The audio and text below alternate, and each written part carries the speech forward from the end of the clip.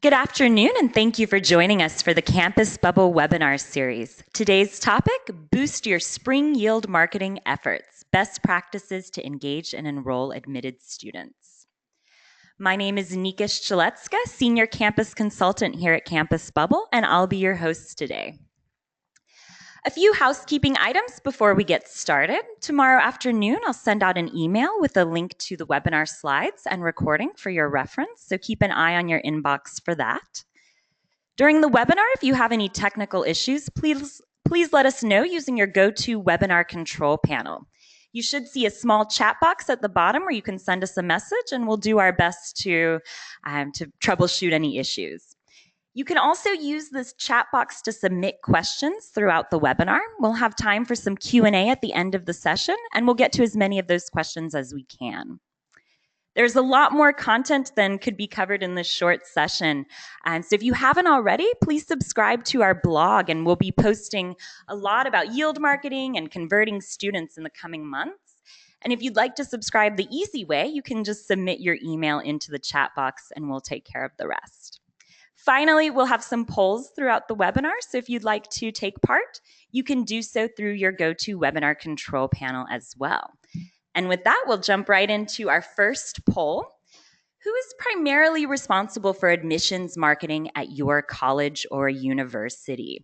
I know in higher ed, it varies from college and university from one to another. So we're just curious whether it's mostly marketing and communications, mostly admissions who's responsible, or both marketing and communications and admissions who are responsible for admissions marketing. So take a few minutes to submit your response, and we'll share the results in just a moment.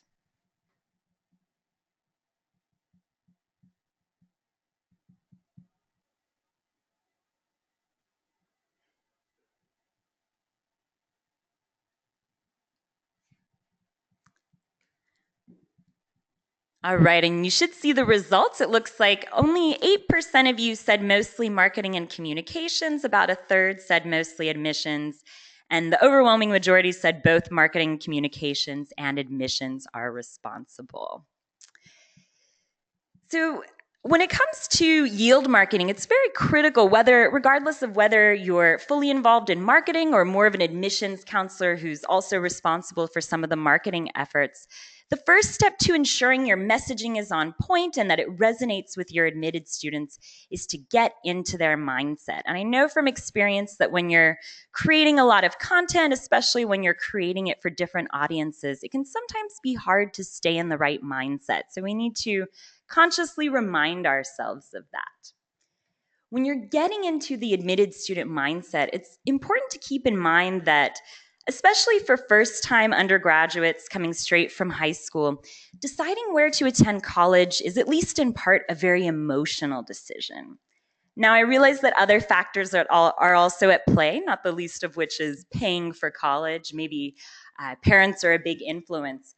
But when students are deciding between comparably priced institutions, the determining factor is really where they feel the most comfortable. And students in focus groups have spoken to us about a moment that they just knew that a particular college was the college. It just felt right for them.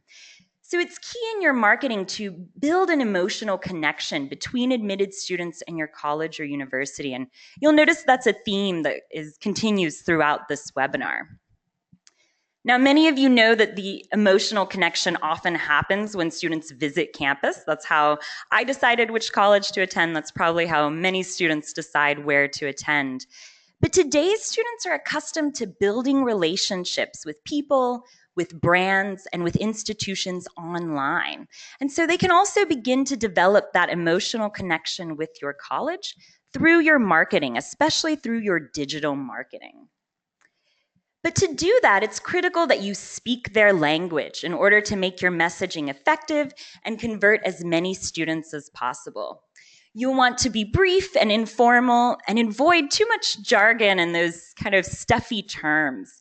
And that's not to say that hands-on learning and institutional outcomes should never be used, but when you're speaking directly to your admitted students in the spring, you want to be on their level and think about the content that's relevant to them.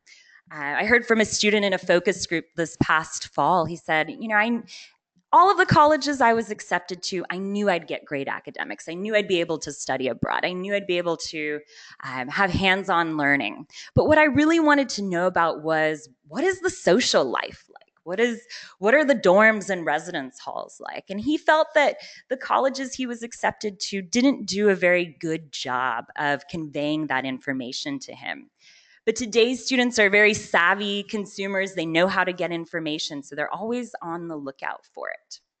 Another best practice is to use images and videos. They say it much better than text.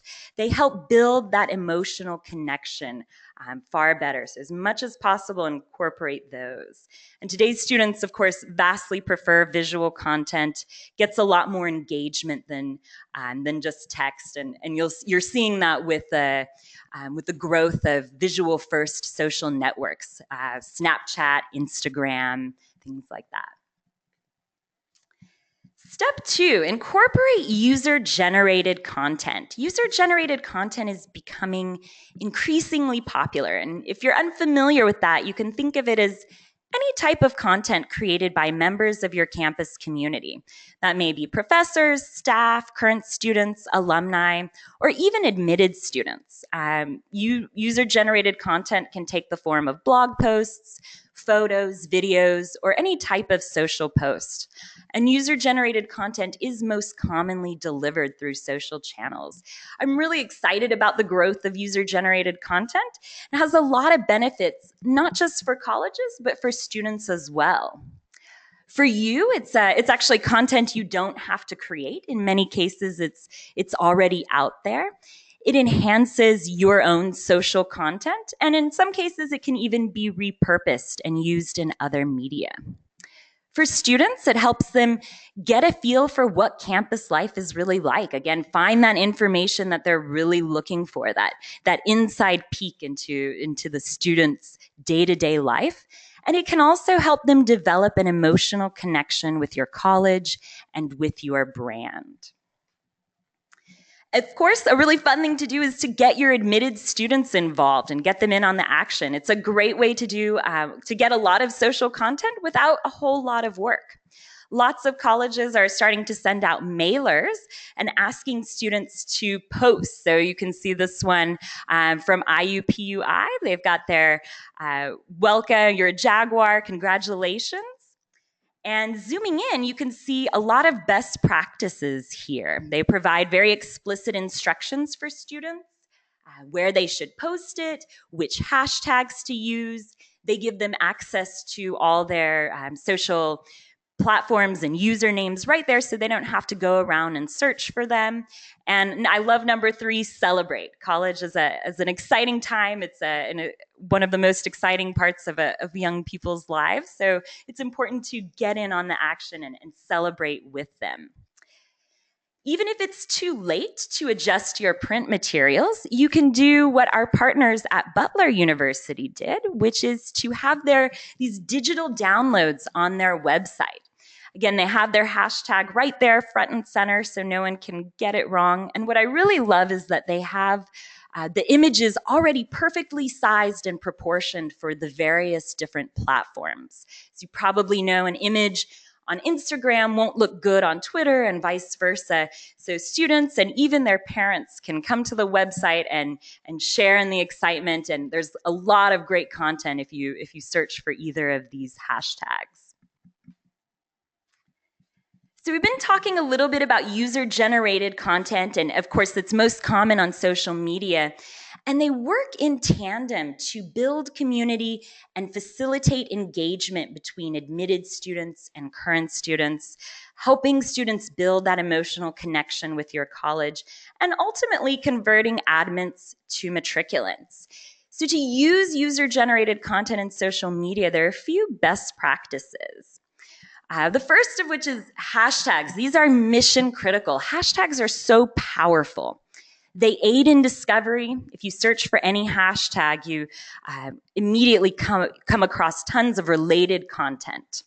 If you haven't already created a hashtag, be sure to make it inclusive and about the students. General hashtags are good, but I really like classier hashtags because they endure and students can continue to use them throughout their time at your college or university and even beyond. Finally, make your hashtags easy to discover, not buried deep in your website. I was on a college website the other week, and deep down in their admissions site, I found this hashtag, but nobody was using it because it was too hard to find. And students today they're not going to dig through your website looking for this information. So you have to serve it to them, make it easy to discover. Keep in mind that social media is a conversation. It's not just about posts. UCLA does a great job of this. They have their Ask UCLA hashtag, encouraging students to submit questions. And they did live Twitter chat session. I love this photo of this current student here. And they had the students really driving the discussion. Now, UCLA used this while students were still applying, but there's no reason you can't use this particular strategy with your admitted students. And live Twitter chat sessions are a great way to kind of step back and take a back seat and let your current students guide the discussion and answer those questions as honestly as possible for the admitted students. Another great thing to do is engage in conversation with your admitted students. Students now, I love all these posts of students when they get their acceptance letters and they're so excited. And oftentimes schools will favorite them or like those posts or maybe retweet them. But Elon University, as you can see here, has done a really great job getting in on the conversation. You see they're adding their Elon 20 hashtag. And kind of engaging with these students. So it's a lot more fun, and you can see there's a strategy here. Even their alumni account is in on the action. When it comes to social media, you have to make it easy for students to find and take in your social content. A lot of colleges now have many different accounts on many different platforms, and it can be kind of overwhelming. So make it easy for students to know what's going on. You can see here, Bates College does a really great job of that. Make it simple, break down by the different networks, what the accounts are, what hashtags they're using. And Bates is also doing something else that colleges are moving towards, which is this kind of integrated social stream on their website. So everything you see here is about Bates 2020, and content comes from their Twitter feeds, from the Facebook, from the 2020 Facebook group, all the different posts of admitted students introducing themselves. And it's just a great way to kind of see everything that's going on all in one place. And surprisingly easy to do with the API integrations available from various social networks. Now, a lot of colleges, of course, use Facebook groups as a way to build community and let admitted students get to know one another, though some schools are moving more towards private apps. So some pros and cons of both. Facebook, of course, is free, and most students are using it already. But there's pretty limited insights into student engagement. It's unclear which students are most engaged, which are not, and what effect that has on their likelihood of enrollment. And of course, there's competing content. One of my favorite statistics is from Facebook's corporate site. And they say that anytime a user logs in, the average user will see anywhere from 1,500 to 15,000 pieces of content. There's so much content that could come their way. So they won't necessarily see the content that's posted there. In terms of private apps, of course, they're not free, but they are 100% private and school branded. It's a place for counselors, admissions counselors, and current students to get involved without having to use their accounts on their public networks. Also, private apps give you more insight and data into student engagement and how that affects a student's likelihood of enrollment. So another quick poll for you. Do you use a Facebook group or a private network to engage your admitted students? So maybe you use Facebook, maybe use a private network, maybe you use neither, or maybe you're thinking about switching from one to another. So take a few moments and we'll share the results shortly.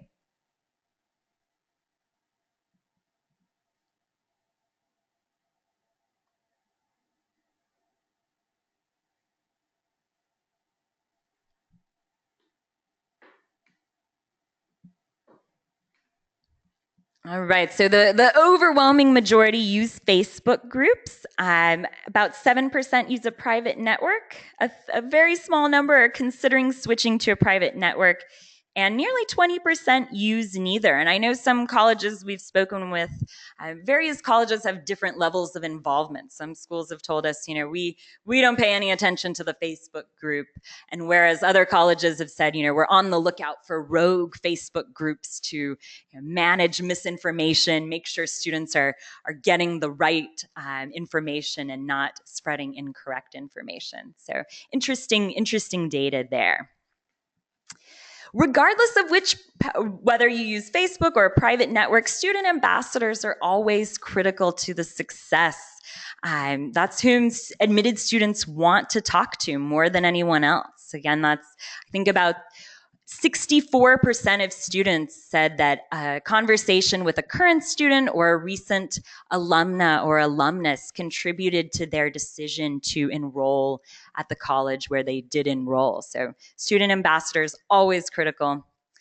And finally, be sure to automate and analyze when you're using social media. There are a number of free scheduling tools out there. Buffer is one of my favorite. There's also Hootsuite, and I'm sure many more come out every day. They allow you to simplify your posting process and schedule everything. You can sit down once a week for an hour, schedule all your posts, and then not worry about remembering to post later on. And even better, they help you understand which content is most engaging, what's working, what isn't, and even some insight into when the best and worst times to post are. Because at least for example, for Twitter, the average tweet only has a lifespan of about 15 minutes. So critical to making sure you get the most bang for your time when it comes to creating social content. Finally, step 4, make it personal. All marketing today is about getting personal, not blasting everyone with the same content. And that's particularly important when targeting young people. They know, they have a keen sense for when content has just been kind of pushed out to everyone, and they prefer that personalized content. And when I say personal content, I don't mean just adding a merge tag with students' names in an email, but really thinking about segmenting your enrollment market and creating content for different groups of students. Maybe you segment your admitted students by their academic interest or intended major. Perhaps it's student athletes or students living on campus versus off campus, or even their enrollment type, different information for transfer students, for international students, for first-time freshmen. It's really critical to make sure that they're getting the information that's relevant to them, because again, today's students not so inclined to dig around for all of that on your website. A great way to really target your message and give students personalized content is through pearls, personalized URLs.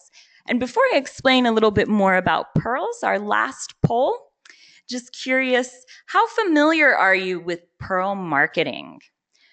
Maybe you're very familiar, you know a lot about it already.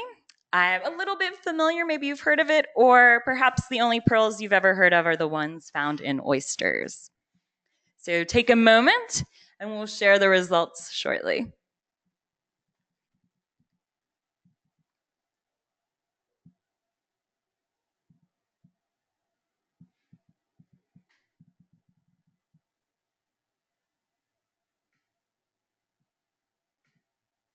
All right, so 13% are very familiar, about 47% a little bit familiar, and a full 40% are only familiar with the pearls in oysters. Great. So Pearl's personalized URLs, personalized landing pages, personalized websites, microsites. Pearls are referred to by a number of different terms, but they're each of your students receives his or her own landing page or their own website. And why I really like Pearls and Pearl campaigns is because you're bringing your website to your students rather than trying to get your students to come to your website. You're bringing it to them and serving them targeted content and messaging. So again, it'll have their name and information relevant to them around various enrollment segments that you've created or groups. Pearls allow you to repurpose existing content oftentimes. And finally, I think Pearls can be a way to educate students and their families, especially with first generation students being one of the largest growing student populations. Colleges and universities have a responsibility to educate them and help them and their families understand the enrollment process. Last fall, we did a webinar on summer melt amongst first generation students. And as I'm sure you know, summer melt rates are highest among the student population, often because something comes up over the summer. Some part of the enrollment process is overwhelming or unclear, and that really affects college access. So I'd love to see Pearls being used to educate students and their families. And in fact, many colleges that use Pearls have separate Pearl campaigns for students and separate Pearl campaigns for families or parents. And if you've ever thought about using Pearls as part of your admissions marketing, Pearls can be used at any stage of the process with inquiries and prospects, or even with admitted students. Some best practices around effective Pearls: they use a clean, focused design, adhering to your college's style guidelines, and of course, your logo and your brand. It should be a seamless experience with your website. There should be clear calls to action, most importantly, driving students to deposit. Not too many that it's overwhelming, but they should be large and very obvious. Final, existing content served more effectively. One of the schools we spoke with, a university near us here in Georgia, said, we spent all this time and money creating videos and nobody's watching them. And part of the reason was because they weren't serving it to students properly. Students weren't digging around looking for their videos. So this is a way to bring that content that you've worked so hard to create directly to students. As with any other content, digital content, responsive design is a must, a great experience on any device. We found in some of the marketing we do on behalf of our partner institutions, fully 2/3 of students open emails on mobile devices. So making sure that it's a great experience on mobile or on any device is absolutely critical. Otherwise, you'll lose their attention and they may never come back. And finally, Pearls can come with a lot of data and analytics to help you prioritize your enrollment efforts. Good Pearl can show you how often students have visited their particular Pearl, what they've clicked on, how many times, and when. So lots of really good data to be had with Pearls. And that's the end of our content. Just a quick word about us. Campus Bubble, we're located in Atlanta, Georgia. We offer enrollment yield solutions for colleges and universities. We help you personalize your message, engage admitted students, and ultimately drive enrollment. And we'd love to chat with you more if you're interested. But for now, we're going to jump to some time for questions and answers. So if you have any Q&A, if you have a question, submit that through the chat box, and we've got a few minutes here. A question coming in from Megan. She says, you mentioned Facebook, Twitter, and Instagram, but are there other social networks that we should consider? Sure, there are tons of social networks and probably more coming down the pipeline, but For right now, Facebook, Twitter, and Instagram are the ones students use most, though a lot of colleges are getting on to Snapchat. So it'll be interesting to see what role Snapchat plays in the admissions process. From research that I've read, Facebook is much more commonly used during the research phase, whereas Twitter, Instagram, and Snapchat are used during the decision phase. Question: how labor intensive, from Shannon, is it to set up a Pearl? What is involved in customizing? It's surprisingly not that labor intensive. It looks like a lot, but most of the time, for example, when we create Pearls, we use existing content. Schools send us lists of students according to those different enrollment segments, and they're popped into our algorithm, and we decide on kind of a design and what content should go with each Pearl for each group of students. And then URLs are generated for all the students. So it's not too difficult to generate 8 to 10,000 of them all at once. And in fact, you can still use Pearls during this particular admission season. I think, at least for us, we're able to get them up in about 3 weeks. Another question from Steve. If it's hard to get students, again about Pearls, if it's hard to get students to come to our website, won't it also be hard to get students to view their Pearls? That's a good question. We highly recommend, when using Pearls, to drive students both through email, but also through text messaging.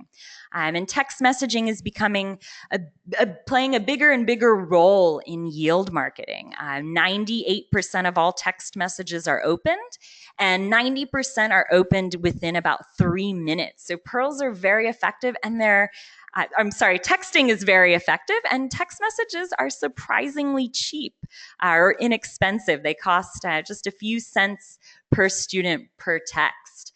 And some of the schools that we've worked with have seen increases of as much as 5% in their yield as a result of Pearl campaigns.